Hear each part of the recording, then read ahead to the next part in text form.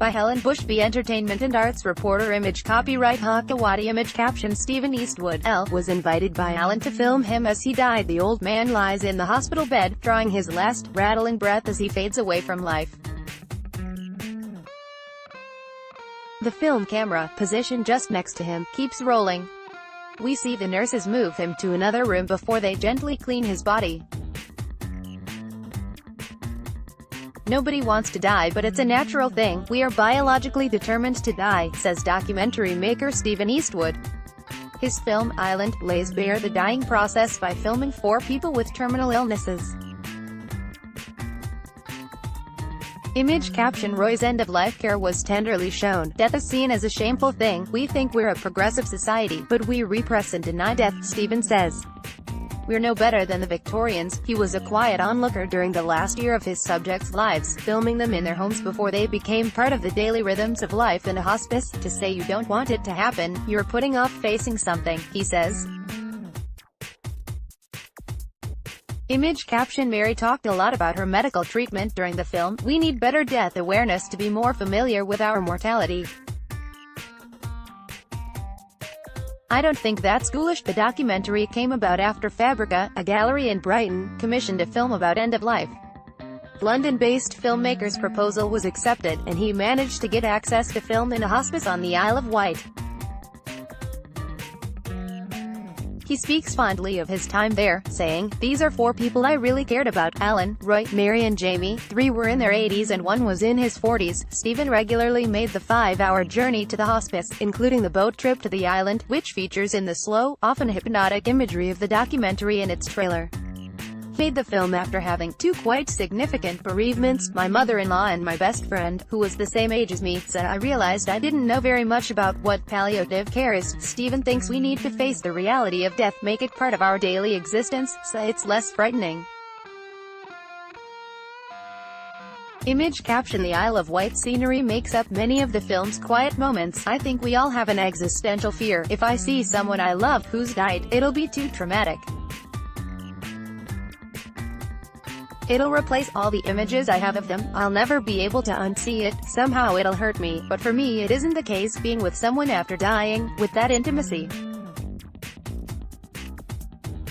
I found it quite empowering and peaceful. He has huge admiration for the people who work in hospices, and hopes his film can celebrate and show what palliative care is. The most radical, extraordinary people in our society are the least visible, he says. They're the carers.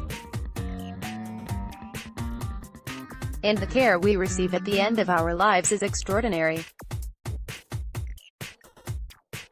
Image captions Stephen Eastwood admires nurses working in palliative care, such as the one pictured with Alan. These hospices which people have anxiety about going into, they're not morbid, sterile spaces, they're places of life. He says that after one of the screenings of Island, a stranger approached him, saying it had made him less afraid of dying. Stephen adds, "It's not an ambition of mine, but if you can sit through the film and at the end feel uplifted, if you can make some kind of peace with something that will happen to all of us, then that's a good thing." He speaks fondly about all his subjects, talking at length about Alan, whose death we see at the start of the film. Alan died of cancer. He was living to smoke. Alan had chain smoked since he was 16 and he smoked in the hospice with a nurse lighting his cigarette. But he wasn't dying of a smoking-related cancer. This is part of what palliative care is, helping someone smoke until they die. The doctors felt that if he hadn't been smoking he would have died several weeks earlier. He was living to smoke. Alan invited him to film his last moments. Image caption The film shows many poignant moments. The second time I met Alan, we had a connection. He said, "I think you'd like to stay with me all the way through and I think that would be great." He wanted to do something radical with his death. He felt quite radical about his life. He believed our tissue is just a vehicle and we translate into something else. As far as he was concerned, there was no self-consciousness around his image. He thought participating was a way of marking something of his philosophy.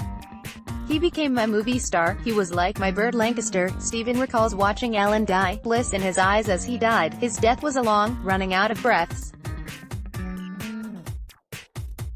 It was very peaceful and very beautiful and I felt really moved by it.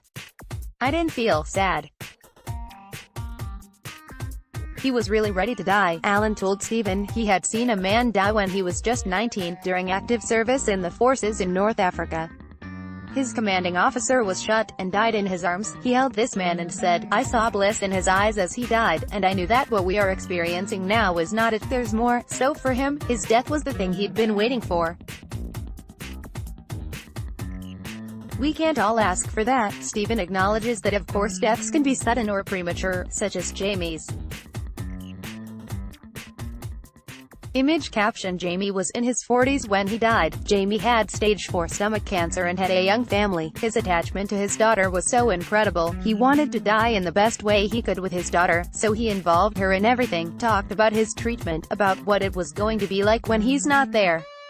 He's the person who I get upset thinking about. The film has been used to help medics in handling end-of-life care, and Stephen and his producer are partnered with Sussex NHS Trust. We've run 2 sessions with trainee doctors, to use the film as a means to talk about how we speak around death and dying, and how we talk to patients. He's also keen to attract a young audience, as he says people in their 20s are the biggest death deniers. Stephen talks about the pressure to be productive, youthful, to look good.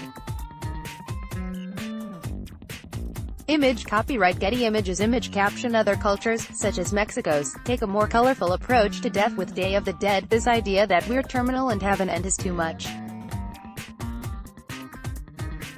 I've spoken to young people who think about their late life and say, "Oh, I just want to take a pill when I'm no longer viable, I switch myself off." I do think it's challenging to confront your own mortality. Stephen, who also volunteers at his local hospice, thinks other cultures handle death better than we do, saying in Ireland, you see a more sustained grieving process, and more familiarity being around the body. He also talks about Latin America and Asia, where they have a completely different attitude towards the dying process.